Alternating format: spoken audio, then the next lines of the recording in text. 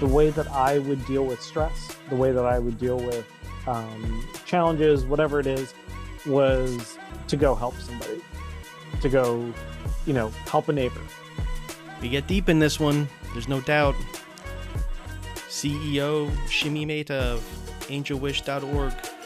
This is an amazing episode, and we celebrate not just AngelWish.org, but Shimmy and his years of service. This is one that I really think you're going to appreciate. Enjoy. So anyway, Shimmy, listen, thanks for doing this. I really appreciate it. And maybe you can start us off and give us sort of a brief rundown of the what you're doing these days. And I know it's quite a bit.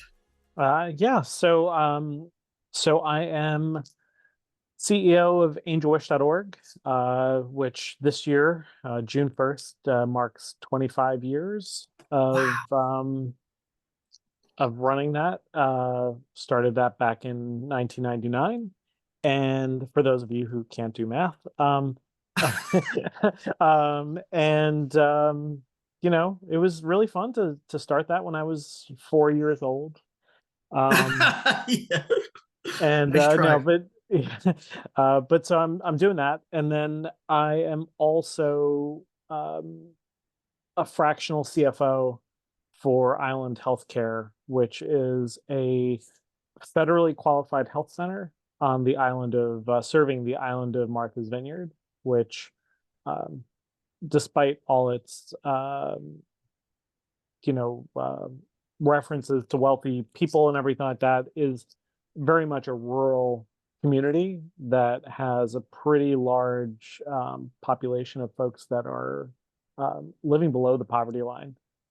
So the services that IHC provides serve underinsured, uninsured, just everyday folk that are trying to make it on one of the more expensive islands in the country. Yeah, people probably misconstrue that because of what it looks like in July and August. Oh, absolutely. It's the year-round folks that we've become too. We moved up here during COVID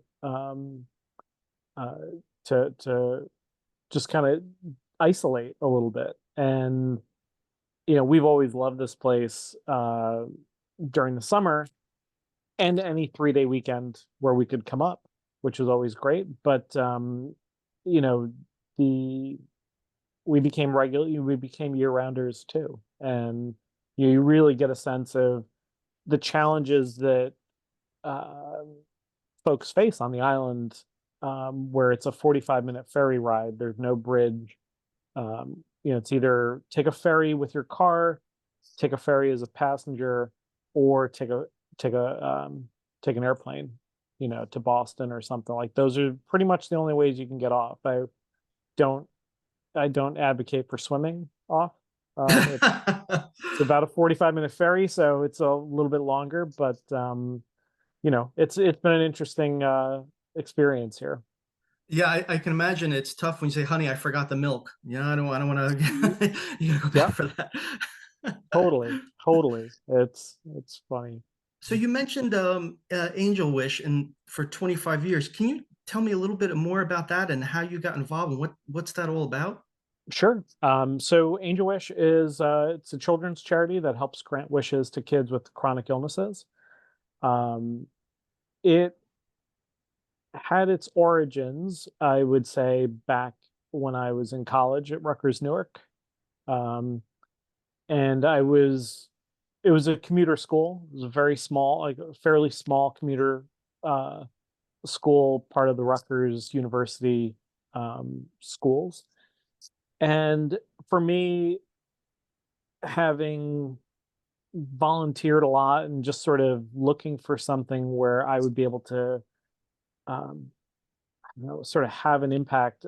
Back then, I joined a fraternity on campus that kind of gave me a little bit more opportunity to get involved and be a part of something, give me a little bit of a platform. And part of my passion there was to get my fraternity brothers involved in helping others. And so I would organize a lot of volunteer events, mostly for our neighbors, hospitals, and other organizations in the Newark area. And one of them was St. Michael's Medical Center. It was they were across the street from our fraternity house, and I was always That's noticing. convenient on party night. Yes, yes, absolutely, absolutely. I was always noticing that there was sort of like a long line of moms and kids on certain days, and they would kind of come in, go out, and um, it was always I was always curious like what that was about, because it wasn't, they weren't all waiting in line with a broken arm or something. It wasn't like an ER situation. And so I asked, and I found out that it was a pediatric HIV clinic. Oh, So wow. kids and families, this is Newark back in 1990, in the early 90s. And so drug use and so many other factors were contributing to HIV and AIDS um, as a um, I want to say illness, but like as a disease that was really, really impacting the lives of so many families because there was no cure. There was, it was, sadly one of those situations where um, adults were getting it, and in some cases passing it on to their kids, in some cases getting it after their kids were born. Wow. Regardless of the situation, it was just awful because for the kids, it wasn't if, it was just sort of when, a parent was going to pass away. And It's interesting they say that because we're starting to become of a certain age, and I don't know if people really remember back then what AIDS was like, because it's completely mhm, different now. And actually, one of my yep, clients is a men's AIDS clinic in Pittsburgh, and the I think sometimes people forget how interesting and scary it oh was. yeah, yeah, yeah, no, totally. I it's sort of, in a way, I don't take this flippantly, but like in a way it's become more of a chronic uh disease that can be managed, and sort of, the life expectancy is so much greater than it was before, which is wonderful. It's also great, the maternal um in, mother to child infection rate has gone down, and so less babies are being born with it, as long as the moms are getting access to good health care where they can um identify it early, get started on medication, things like that. So it's remarkable. But back then, um one, I thought it was a great opportunity to make a difference in the lives of kids. And as fraternity guys, there was always the stereotype of um, just partying and all that sort of thing, which I'm not exactly your typical stereotypical partier.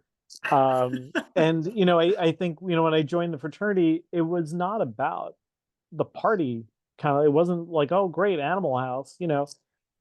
I was sold on the fact that this was about brotherhood. It was about getting connecting with a diverse group of guys who, um, sure, socialize, but they also, um, work together for things in the community. They're helping each other. It's sort of like a built-in, for a lot of us. It was like family. When you're away from school, or if you didn't have a huge family, now all of a sudden you've got all these people that are connected to you through a common bond. And to me, I really took to the philanthropy side of things, and um, I started coming up with crazy ideas for the chapter, including a 3-day 300-mile bike ride throughout New Jersey, going from fraternity house, our Tau Kappa Epsilon fraternity houses from different college campuses. Teak, you're a teak. Yeah. Yep.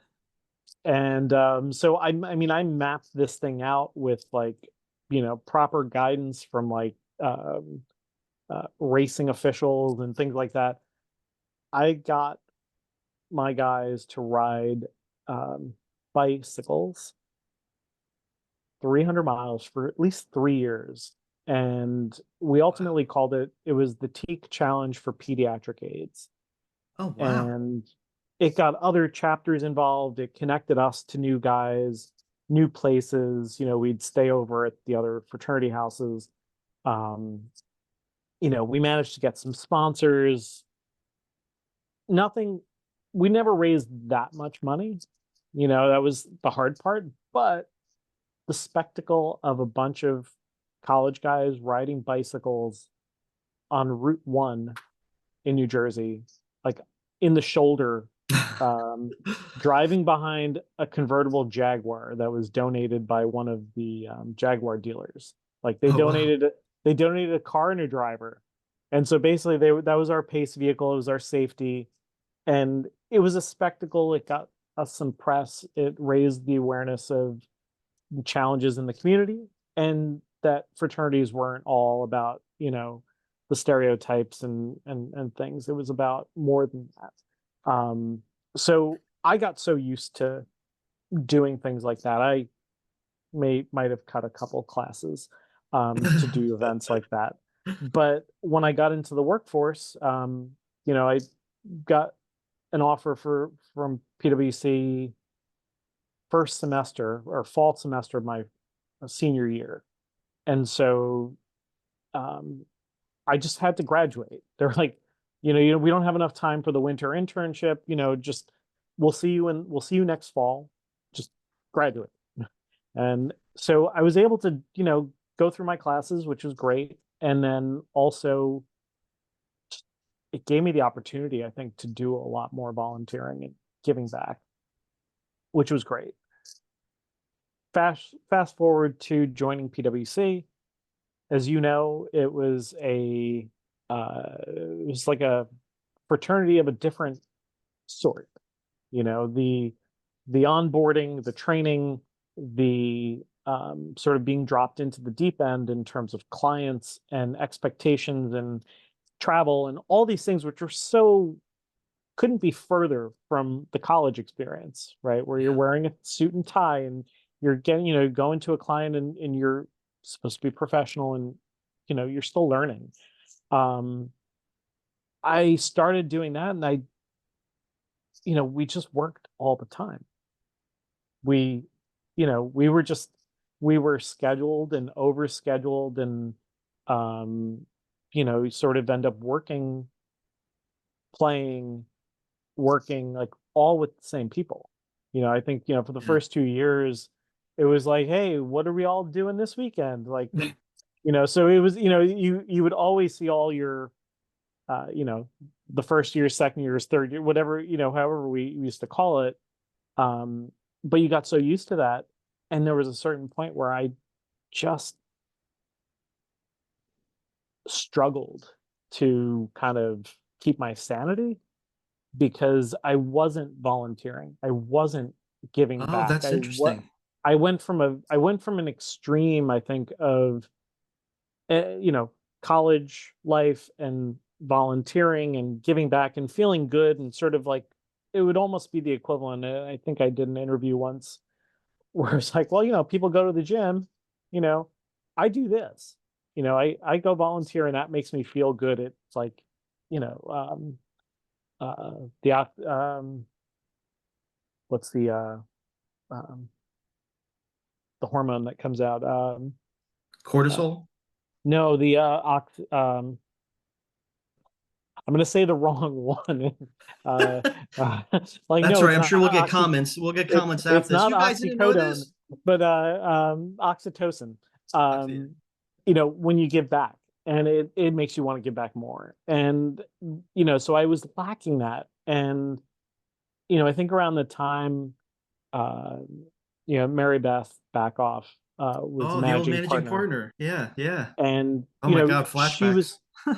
she was so great. Like, I remember getting involved in the youth leadership council, and We'd have all these meetings and we'd organize quarterly events and all these fun things. But again, it was all us, right? Like it was us playing flag football, right, against Deloitte at Giant Stadium.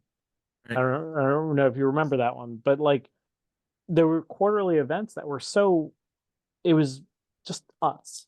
It wasn't volunteering. Um, but back then they were talking a lot about work-life balance and sort of um, you know, giving people time to do stuff like that. But I think in the audit side, our primary we were a client-driven business. So our time wasn't really our time. It was really like, what does the client need? And that drove almost every other decision. Like, the firm could say, hey, we want to do a, Habitat for Humanity Day, which works great if you work in the office, are not at a client site, and can, have the flexibility to take a half a day to go, Florham Park or wherever and build a house. Most of us didn't have that opportunity because we were at a client. So I guess that was 1999. And it was also the dot-com era. So Mm. I had all these friends who were like, building dot-coms and kind of starting stuff with, that on the internet. And I think I got to a point where I was on a client probably about a good hour away from my house. We were working there until must have been like almost midnight because we had to do some reporting. Worked there till midnight, had to be back by 9 o'clock in the morning. It Mm. was an hour back, an hour, back and forth and everything like that. And I was like, I've been scheduled like this for so many months. And I'm like, I'm done. I can't do this anymore. And I went to one of the partners at the firm who was in a different group, somebody that, I just connected with because I like to socialize with their team. They were sort of in the office all the time. So Tax that was side? beautiful. Yes. Yeah. The IAS, International Assignment Solutions. Oh yeah, we're throwing the old acronyms out. Yeah. But they were all in the office. And so it was like there was always that consistency, like on a Thursday, I could go find them, all at headquarters plaza or somewhere else and just connect. So I went to this partner and I told her, I was like, I'm done. I need to leave. I need to like I can't volunteer. I don't have the time. And it was funny. She's like, don't be an idiot. She's like, so many people here, so many people at the firm. Find a different job, find a different role, find something else that'll give you the balance. Like, you're in audit. Most people roll out after 2 years, but if this is a place that you like, which I did, I loved the firm. I loved, being a part of something, big and um, so well respected. She's like, find something else, make it work. And so instead of jumping off to a .com where God knows what would have happened, Yeah, exactly. I took 2 weeks off and I started to volunteer.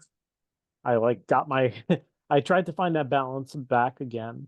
And um in just a couple days though, I found I went to one extreme where I was at events every day.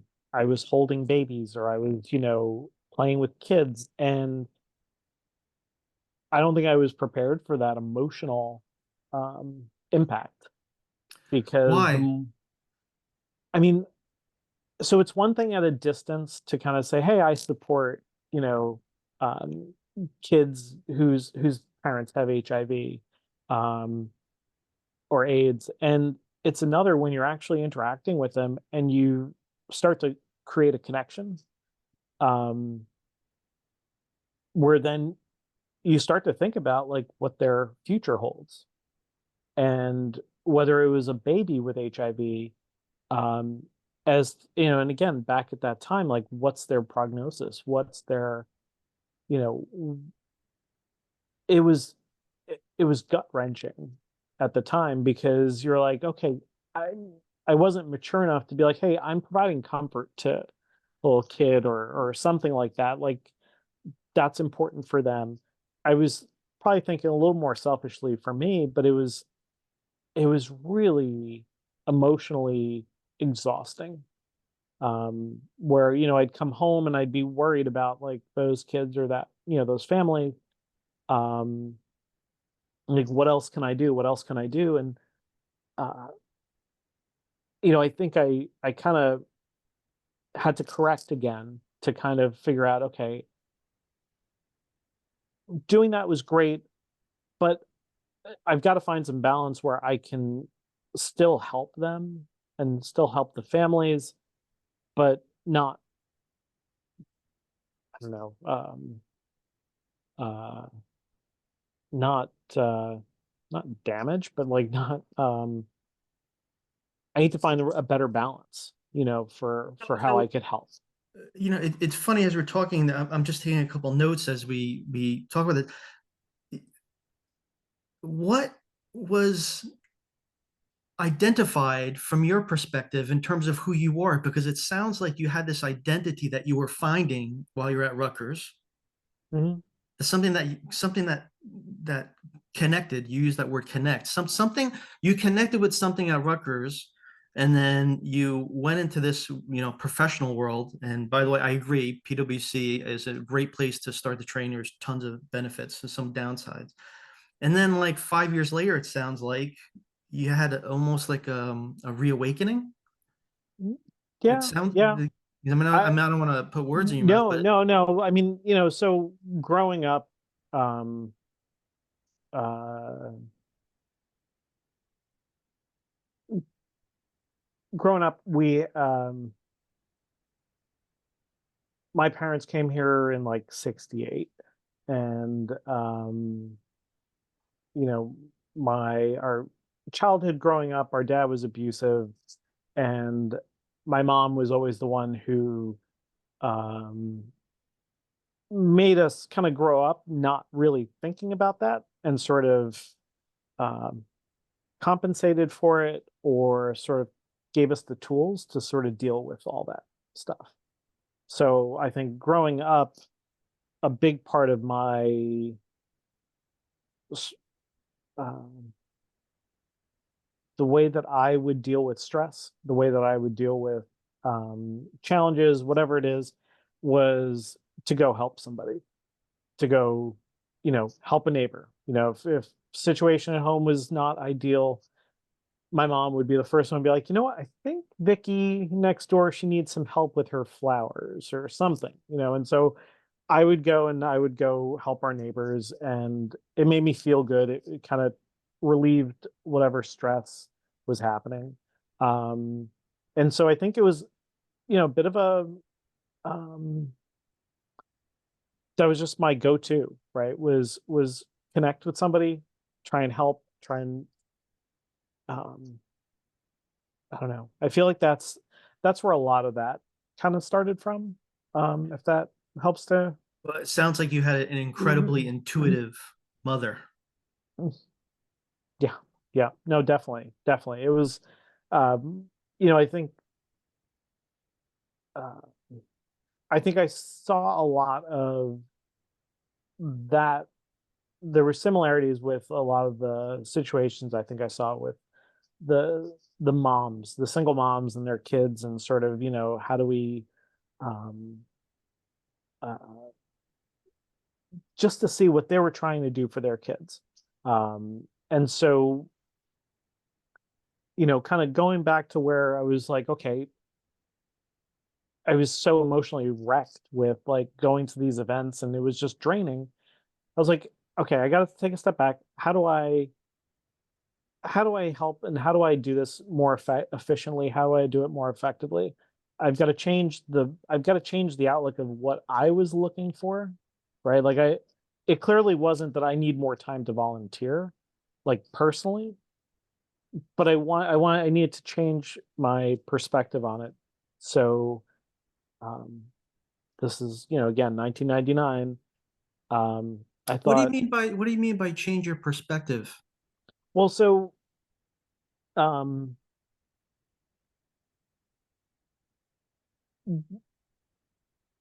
so I guess I could go spend, 3 hours and volunteer and kind of hang out with like two kids, right, at a hospital or something like that.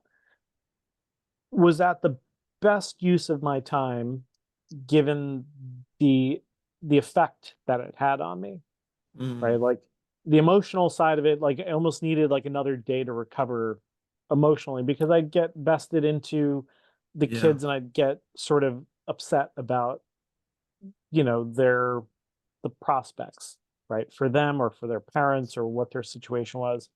And that wasn't helping, me. Like it wasn't exactly what I I think I learned that it wasn't what I wanted or what I needed. It wasn't giving me that good feeling of helping. Um, and so I But thought like is I'm sorry. no, as I say, it sounds like the downside of empathy and compassion. Yeah. People understand the one aspect, and I almost feel like you almost had to. I'm gonna try to see if I can phrase this appropriately. Protect your own energy so you Yeah. can contribute more. I mean, that's a really interesting insight Yeah. that you Yeah. had at that time.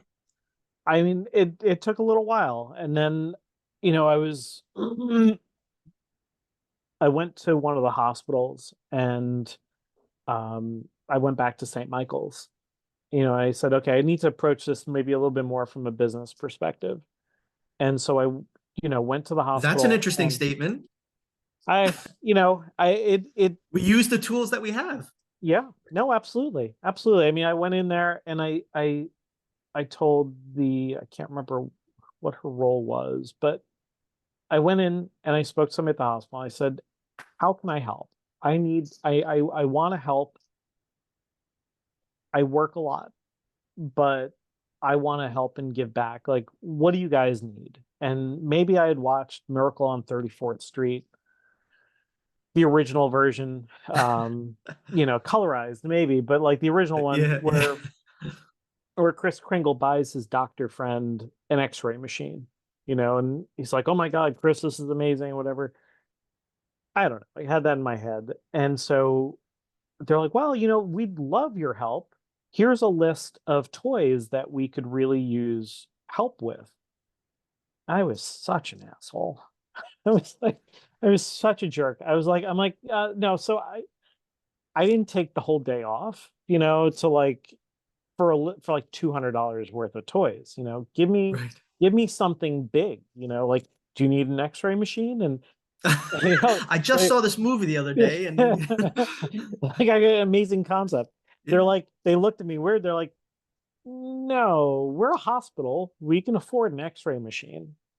What we can't afford is stuff like that's on this list because they're technically not like medically, Approved. Yeah, yeah. approved or related. So, X-ray machines covered by insurance, or how we make money, right? Like toys, uh, it would be great if the little kids didn't have to play with this wadded up piece of paper with duct tape as a basketball, for the Oh, trash yeah, can, yeah. right? And so, it was like a little Nerf hoop. And so, immediately I was like, I started thinking, in my head, and I'm like, okay, I'm an idiot. Um, and I took the list and I was like, okay, I got this. Um, I'll be back in touch. And as I'm leaving, I had already identified like four or five of my friends, my fraternity brothers, people that I knew, like, okay, well, you work at the sporting goods place, so you can get me the basketball, or whatever. cheap, or you can donate it, whatever you want to do. And like I started getting my friends to like get involved in a small way, ways that I knew were easy for them. No brainers. They didn't know that they had that power to help somebody else. And so, there was this weird time where I was sort of um matchmaking people with what I knew was important to them. Um, Ultimately, it kind of grew to helping people give back where they had a connection.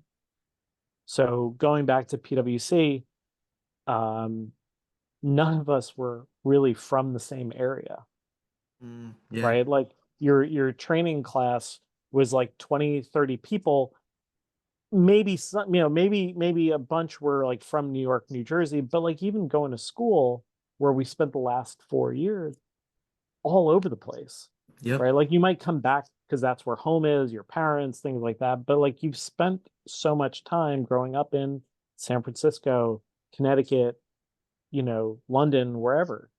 Um, and you've created interests and probably volunteered, given back in those places. Um, and so you've got some connection there. So that whole element that I talked about where, hey, we're doing Habitat for Humanity, here in Florham Park. Like, I have no connection to this. Like, I'm gonna participate. I'm gonna send you a check because that partner is watching, and I'm gonna make sure that I'm participating, and it's his charity, and I want to be on his good side, whatever. But like, it's not my thing. My thing is the dance-a-thon that we did in University of Delaware, or helping kids in San Francisco, or wherever we were. Um, and so as I was thinking more about this, you know, from a business perspective, um, I put together a business plan. Um, it looked like a old school IPO Right, right, right. prospectus. Um, Oh, I wow. rem I remember I passed it along to, and I still have the originals. Chris Naughton, Oh, yeah. um, Chris Naughton, Mike Mallon. I don't remember Mike. I Um, remember Chris. Mike was, I'd say he was around your year or something, but he was more management consulting, I think. Oh, maybe that's my. Um, EMC maybe, um, and a couple other people, Mary Beth and this other partner, and it was like a real basic business plan, but it was like AngelWish is an organization that will allow people to um, grant wishes to children with HIV and AIDS in different locations that are connect them, that are personal to that person. So we'd make it easy for you to give back and grant a wish to a kid in Newark. And so instead of that big effort of me saying, "Hey Tom, I want you to come with me to this like hospital event," and like I want you to get emotionally like overwhelmed with like, sick Yeah, yeah. kids and everything. Like that wasn't really a selling point. That wasn't, that I couldn't scale myself, right? Like I couldn't scale my time to help more kids. But looking at it from a business perspective and looking at it from like um, e-commerce didn't exist exactly back then, Right, but like right. looking at it from that perspective where, hey, it's going to be a website. We're going to have ways for people to see what kids need in these different places. And if you can contribute $50 and you can contribute $100, we can buy that refrigerator that mom needs so that she can keep Hmm. milk, medication, whatever else for her kid who has HIV. And um, so, or we can, address the needs of those toys that were on that list. So was which this sort of releasing a tension that you had? Because it sounds like, and listen, I understand what that's like when you're in a service firm like that, because you know, it's a different demand that I think most people just don't understand until they're in it, and then they're in it. It's like, wait a minute, what's going on? Right? yeah, It's like yeah, literally you get thrown in, and then it's, you know, what's going on, and you don't realize that until a couple years later. yeah, no, no, absolutely. It's sort of surreal in the moment. But no, I'm sorry. The question I was was that saying, really. was that sort of your start, or your this genesis of what happened with Angels? Is that, was that sort of a way to release the tension or the conflict that Mhm. maybe you were having? Oh, totally, totally. Because um, one, I was able to keep working, right? Like at the time, I had taken the 2 weeks off, and I kind of created this. Now I had been working, and I'm not proud of it, but I remember getting the chargeable hours award at our at our like, I'm like, yeah. And they're like, yeah, so Shim, do the math. Yeah, Two yeah, thousand, 2,500 hours, okay? Somebody at McDonald's is making more than you an hour. yeah, Like, per hour. I'm Yeah, like, yeah, yeah, and yeah. I'm like, okay, but It's like euphoric for like 3 seconds, and then you think it about, was, wait a minute. yeah, yeah. No, it was, it was one of those things where I was like, it was such a, it was a fun, time. But during those 2 weeks, I was actively talking to people. A lot of departments couldn't afford us. Like they couldn't afford us because audit paid more, because you were working more, and they knew that you were going to leave. Eventually, Right. there's such a high probability that you leave after 2 years of public experience. Um, so that partner that I had talked to, who told me to not leave, her group couldn't hire me. Um, but then I got an offer from internal audit, where the offer itself was like, hey, look, we're hiring. We've got a client that will only pay us for 40 hours a week, like no more. So, where it's a co-source, like, and technically, like, we can't have you staffed on, you'd be on site. So we can't have you working anywhere else. So basically Ooh.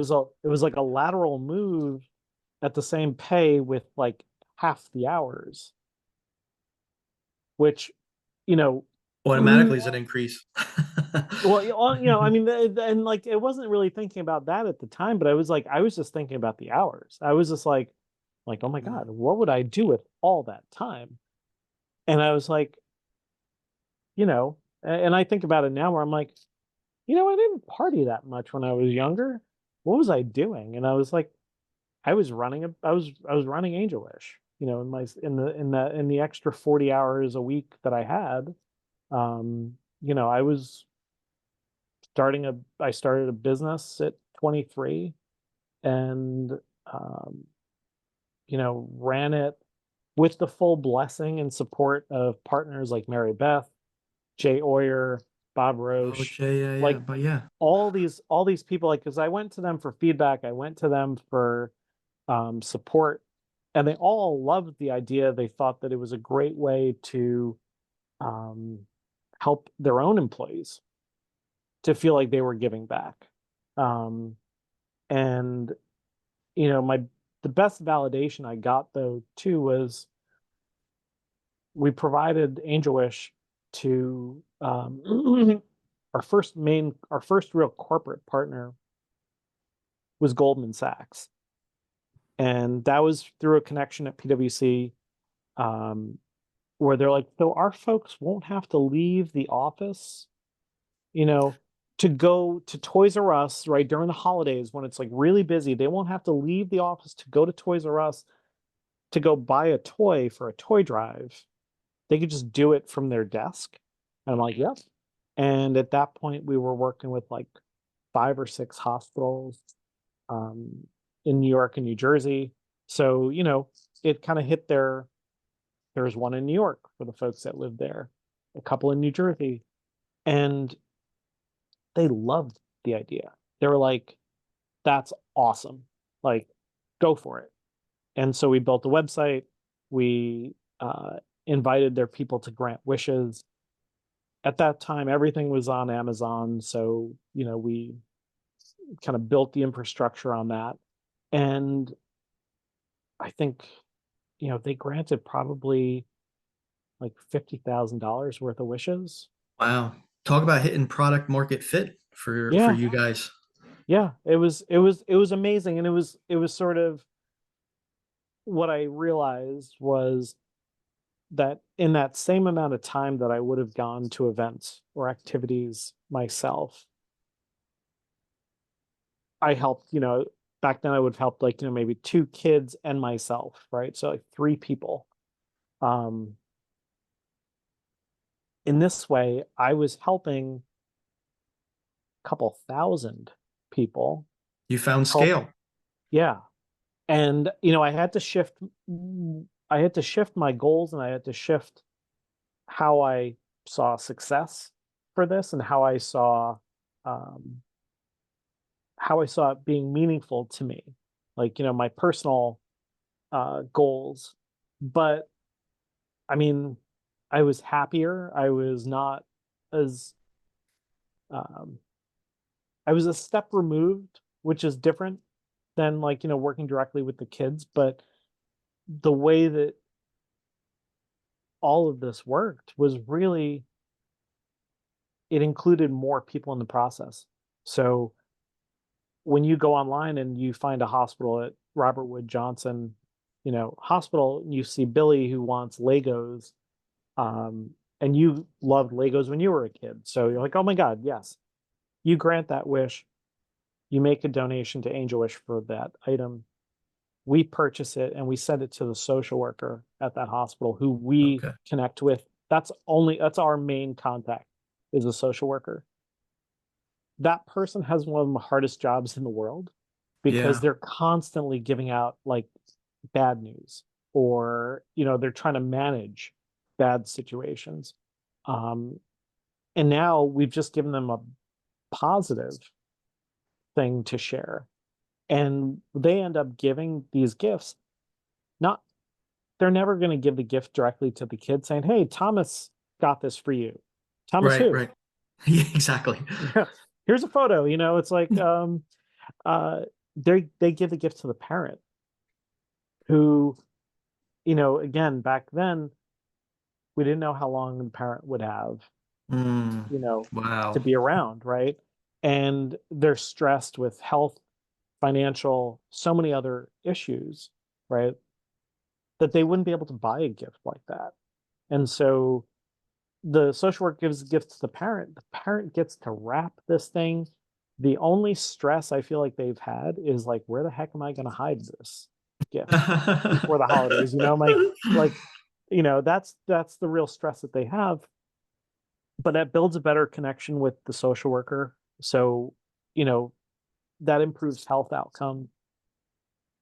Being able to give the gift to their kid, when the kid, kids with HIV, kids with chronic illnesses, they've all matured a lot faster than anybody should have to. So they Right. know the situation. They know that, like, wait a second, like, I don't even know how mom afforded something like this. Like, it's okay, mom. We don't, we can do Christmas and New Year, in January, right? So that way mom can take advantage of the sales, or something like that. But in this case, to be the hero in your kid's eyes, I think has so much power. And ultimately, the kids that are going to lose a parent, they've kind of got two paths, right? One's a positive and one's a negative. It's real easy to go to the negative Yeah. path. When you've lost family, you've lost support, all those things. But the idea was always that we would kind of help these parents give the kids the positive childhood memories. That every year my mom got me a science kit. Like, I know that she'd want me to like pick this positive path, or try and do something like that.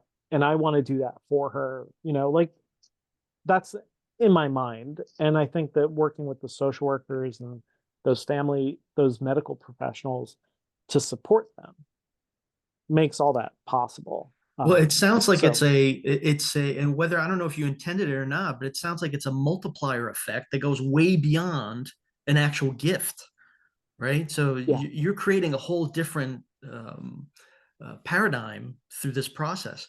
Now, yeah. at that time, and maybe this is I don't know exactly how to articulate this, but did you sit with yourself at that time and say to yourself, because I'm interested in sort of that core values framework. I'm trying to understand what drove you and how does that impact you? Was that something that you thought about at the time, or like now as we talk, do you reflect back upon it, or what was happening? I mean, I think at the time I was thinking about this more from how, uh, To operationalize it? well, I one definitely how to build it out and how to scale it and to do all that. But I was also probably more thinking about it how it was just a stress reliever.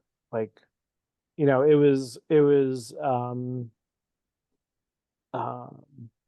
because I ran it for 7 years while I was still at PwC. Oh, wow. And, it was in the spare time, it was, I was getting yelled at by partners for like, you got to stop sending me emails at 3 o'clock in the morning. Go to bed. Like, I'm like, but I had a Man, you must have brainstorm. worked for good partners. I never got those comments. I, I, but I, I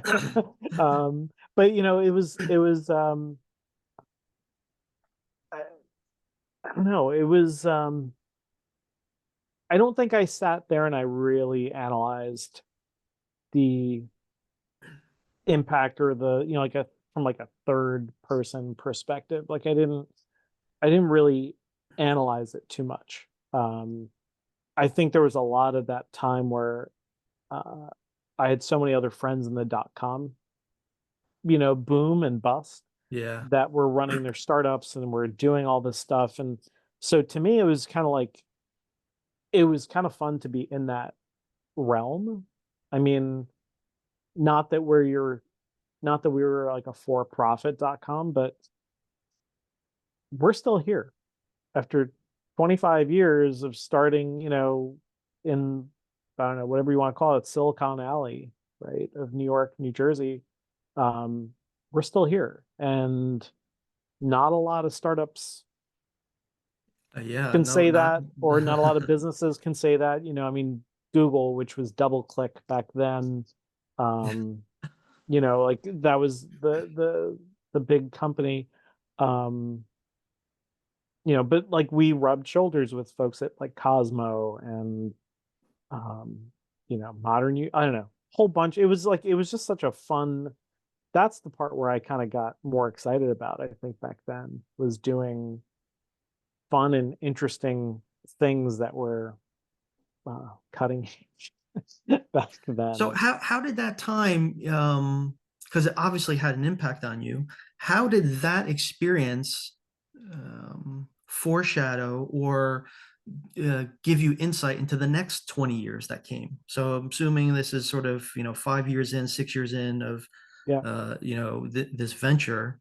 So how did your framework support you going forward to make different changes and shifts in terms of your career? Um, I mean, I knew that it was getting to a point where I couldn't do everything I wanted to do. I couldn't do this, sending emails or leaving voicemails at night. And um, it was hard traveling because I 6 of those 7 the next 7 years I was traveling all over the place. Um, so in a way that was good. So that way when I was in a new city, I wasn't just going out and eating and drinking and just Right. wasting away. But it it definitely I saw a path where this could really grow and this could really make a lot of impact. Um, Goldman Sachs was like that relationship had expanded so big from a small group, like a team, to helping them after 9/11. Oh, wow. where like, you know, the World Trade Centers were gone. That would have been where people would have gone shopping. So we replaced that function. We grew international with Goldman and, um, leveraged that relationship to get into other banks and work with other companies. Um, and so I'd gotten to a point where I was tired of the travel. I was not able to take it to the next level. And so I said, you know what? Time to go. I need to leave. I need to get this holiday season going. And so that was 2006. And then we had 2 great years, and before the financial crisis kind of hit, and we kind of went back to, Yep. nothing. Um, but even then, like, I think the idea of small contributions, small gifts, small impact by multiple individuals has a huge impact overall, right? Like it's in totality, um, it was really big. And so, we weathered several ups and downs with the markets and just sort of companies contracting and, um, I mean, it still even happened with COVID where, Yeah. companies are like, well, hey, we're all remote. Or like, oh wait, we are all remote. What are we going to do? And so, we always had this resurgence of companies wanting to participate, um, because everybody was back home and there was no way to do a toy drive in the office. But I think I've always seen it as something that has so much opportunity to impact more and more people, right? In ways like right now, we work with 130 hospitals around the world. Wow. And, depending on the company that we work with, we will expand our footprint to accommodate where they have offices. And so, you know, every company we talk to, they're like, "Oh, we're a New York-based bank. Our people are going to give in New York." And I'm like, "Okay, but just in case in case you have anybody who's not actually from here, they still have an option." And they're like, "Well, that's not going to happen." I'm like, "Okay." And so it was always there was that one example where it was so gratifying to go back after a month, uh, and have the results, um, in a visual format that essentially looked like the route map for United Airlines flying out of Newark. I see that on your website, on the Angel You Wish know, website. yeah, It's like pretty amazing. it's just like I'm like, so here's where people granted wishes. Like, yes, New York was a big hit. Like people gave here, but you had that one managing director who gave, in Kauai, Hawaii, or in London, or in, Rwanda. And Mm. like, just what was think about the benefit for offering that to one person. You know what I mean? Like making that one person feel like you personally were engaged enough to help them give back where it meant something to them. It's priceless, It's you amazing. know? Yeah, So I saw that on the website, which is pretty wild. People should go check it out, angellist.org or yeah, org. Angel Um, Wish, yeah. AngelWish, sorry, angelwish Yeah. .org. And I saw the mission there. So if you had to say what would be the core values of angelwish.org, and how does that comport to your core values? I mean, I think they're very similar, in that we want to help people give back to people in need. Um, in our case, um, I in our case, I think, we want to challenge people a little bit too. When I started this, we could have gone to try and support kids with cancer or kids with, um, another more, I don't know, kids with diabetes, even, right? But 25 years ago, we decided to focus on kids with HIV and AIDS because it was missing. It it was not being serviced. Yeah. There was a gap in the marketplace of like who needs the help, you know? And so there's a part of me that's gratified from like the challenges that we've had and the challenges I've put on myself to kind of challenge that status quo by selling, if we call it that, or pitching the needs of kids with HIV and AIDS to companies like Goldman Sachs, companies like UBS, Credit Suisse, uh, NASDAQ, all these places where, you know, HIV isn't something that they would think um, affects their clients. Is that still a focus of what you do? So So is AngelWish still in the HIV space? so we after the financial crisis, we took a look at our populations and we looked at what the needs were, and thankfully with medication and sort of treatments, HIV, the numbers of kids was declining, which is great. The the needs, however, were changing a little bit, where the kids were getting older. They could have used more physical in-person type stuff, which wasn't our skill set or our, it's hard to scale that. Right, It's hard right. to scale, like a big brother, big sister type program. And so we recognize that. And, uh, again, financial crisis, everybody took a gut punch and we were just like, you know what? Well, we could either close up shop, we could try and do big brother, big sister type, more engaged stuff, or let's expand. Let's think about this like economically. There's a lot of families dealing with chronic illnesses like diabetes, asthma, where it's not a short term, it's not an acute problem. It's a lifelong The thing. It's a chronic. marathon of, you know, emotional, physical, financial drain. And so, it was very similar to HIV, but without as much stigma. The stigma that HIV had was awful. And that was one of the things that I think in the first 10 years, uh, bought. And I think we were successful in, like I said, getting a company like Goldman Sachs where, something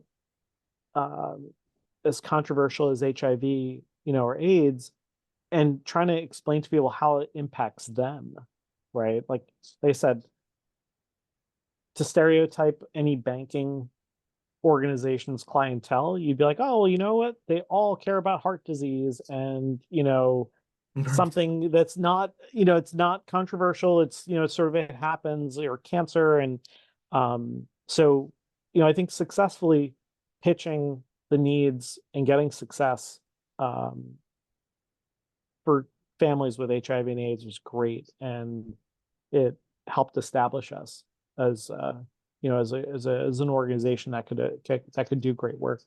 Um, but so to answer your point, HIV is still there. We still work with a lot of families or a lot of hospitals that work with families.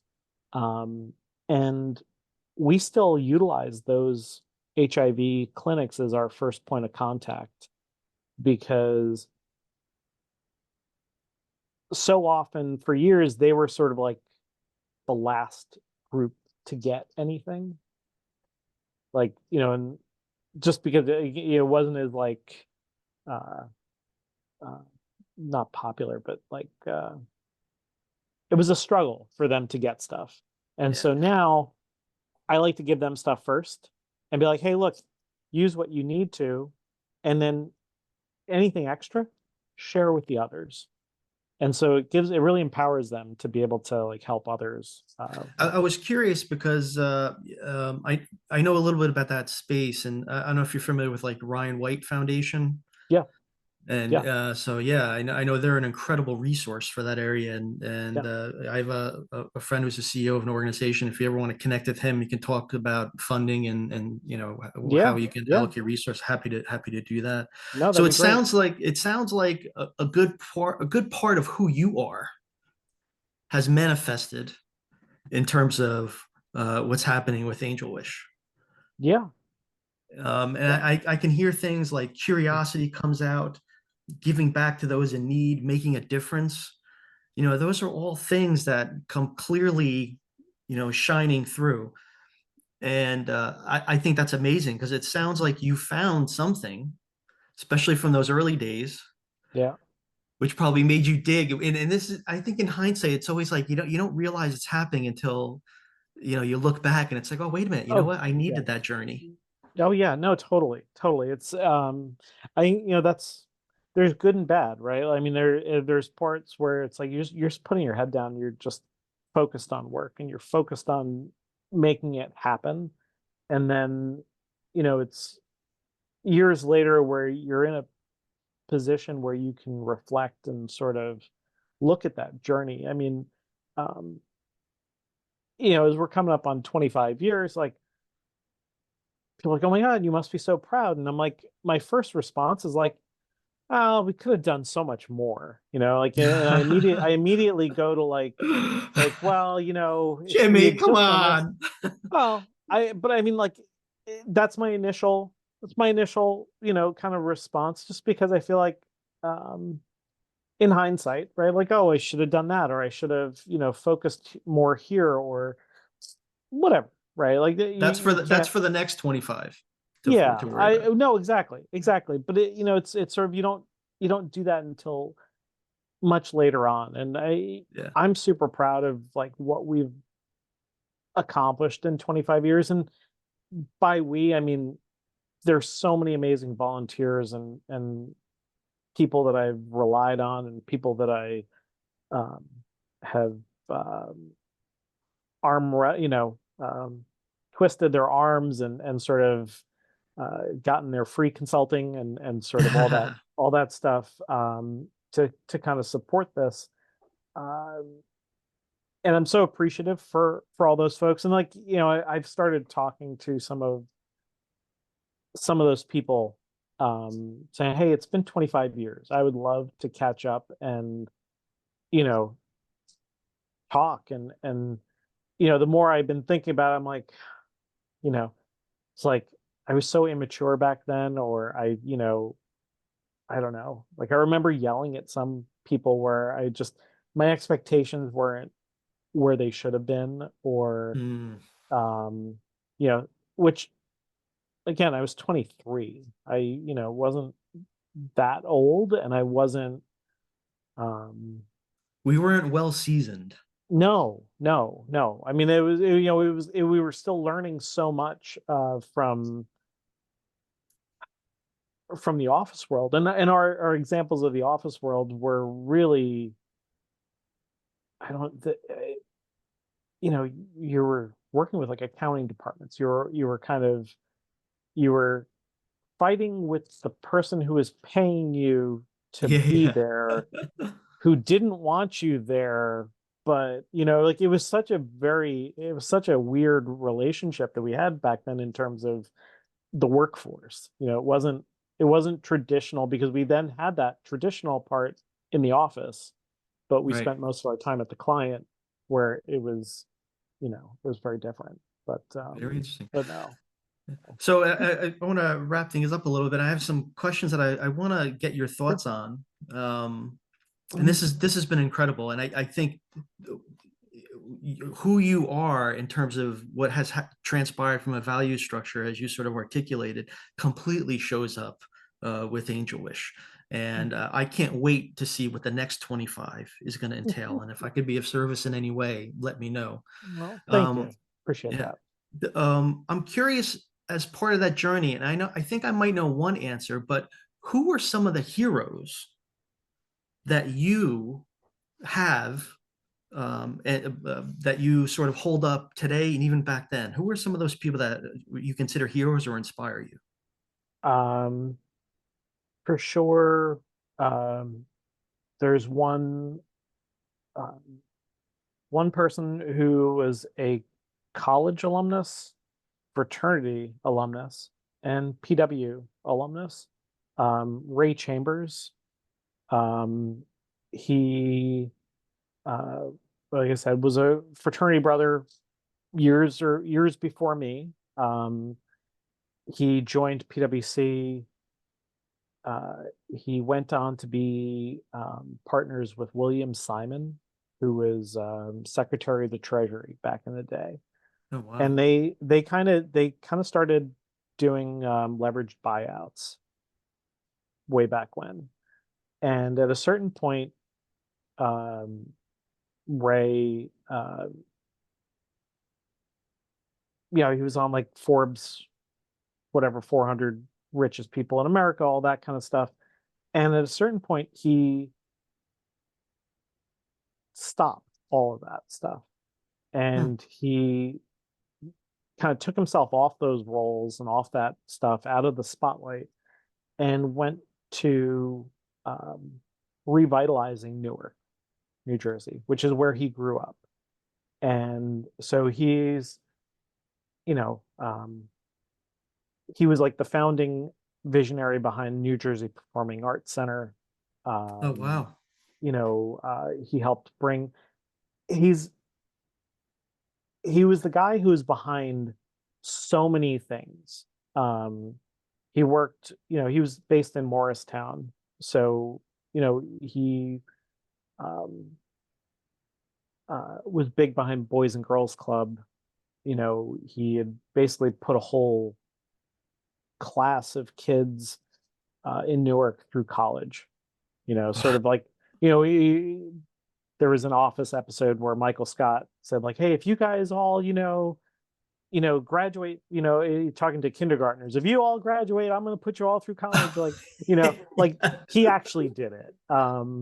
He's Oh, like just a really remarkable person who um, has done a lot of stuff. Like there's not a lot of press about him. He's currently uh, a couple of years ago, he shifted his focus, or added his focus, to malaria, oh wow. overseas. And so he helped create Malaria No More.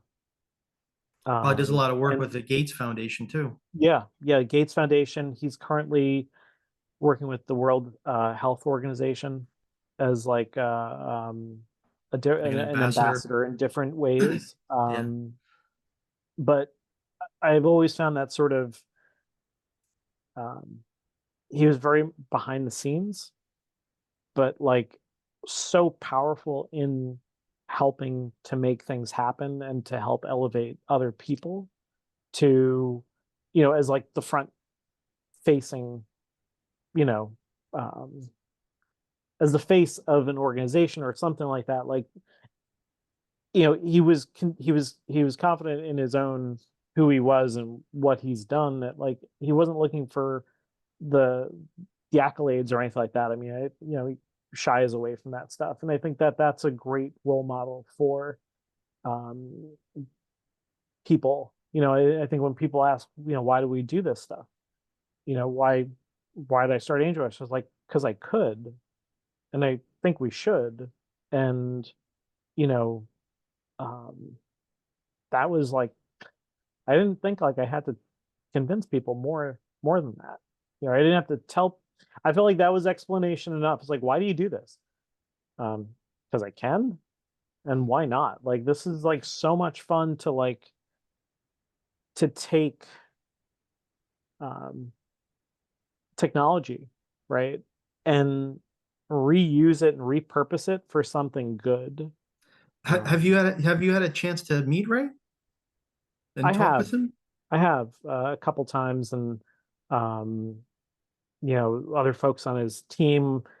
Uh, there are a couple other fraternity brothers that have worked with him, and you know, uh, It's it's like still, sounds like there's quite a bit of values alignment between just the two of you. yeah. I mean, he doesn't recall. I sent him a message. I think I nominated him for an award for our fraternity, and The one that you got in 2011? no, no, no. But it's our fraternity, college fraternity's 125th anniversary this year, Oh, and okay. so uh, we did a 125 alumni, influential alumni members, and so I told him that I had nominated him, and that he'd really been a huge inspiration for me. I remember you know emailing him back when I was in college because we were trying to do things with his organizations. And I remember asking, like, Ray, I've got two offers. I've got one from PwC or PW at the time, and I've one from I think Arthur Anderson, and like, what are your thoughts? And like he's like, they're both fine. He was so down the middle. I was like, not helpful, but okay, I guess. But eventually I That's went funny. with the people that I knew that I would have more fun with if I was locked in a conference room. And that Nice. was the PwC folks or PW folks. Nice. Um, but Cool. that, yeah, I mean, that's one. And I don't know, was second, I mean, I don't know, I'd go back to the firm. I mean, like Mary Beth was a really great role model.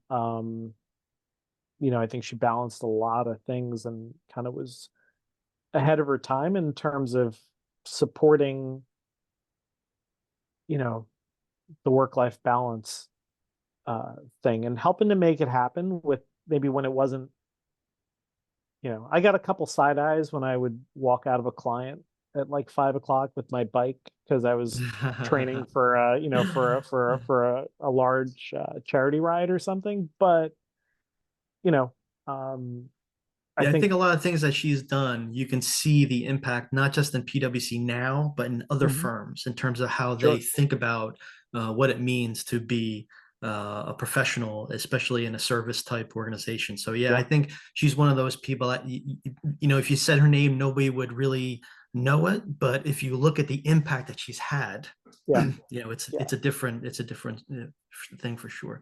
Yeah. So, Yeah.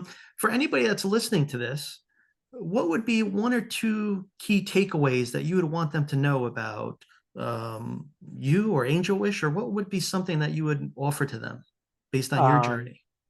I mean, to I would encourage anybody listening to like embrace their passion and their something that they're passionate about, and to I don't know, I know the whole passion thing is a little hokey, but um or overused maybe, but I think if there's I something don't that you're think so. passionate about, like, you know, go for it and like try and do something with that, and do it in a way that maybe gets a couple more people into it as well. Because chances are it might seem like it's just something that you're into or that you're interested in, but chances are highly likely that other people would be too, but they just don't know it or they haven't been exposed to it in the way that makes it interesting, or that it's something that they would be aware about. I think I've learned that so much in the way that we've built AngelWish, so that even if it helped one person at a company give back somewhere else other than that physical location where they're at, where they could put a toy in a bin, like that re-engaged a connection that otherwise had disappeared. And so the impact of that could be tremendous. And I wish I had the time, energy, and resources to like do more research on all that stuff and see, like, hey, of all the people who grant wishes somewhere else, like how many of them like got more involved now because they reconnected. Like, I think do that where you're getting somebody else involved. I think that is so powerful and so impactful. And when you do sort of look back, um, I think you want to kind of almost look at like what would somebody say about me, or what would how would somebody see how they lived their life, or the impact that they had on others. And so I don't know. I would kind of look at it from that perspective. Cool. If people wanted to contact you or reach you or donate to Angel Wish or find out more about it, what's the best way for people to get in touch?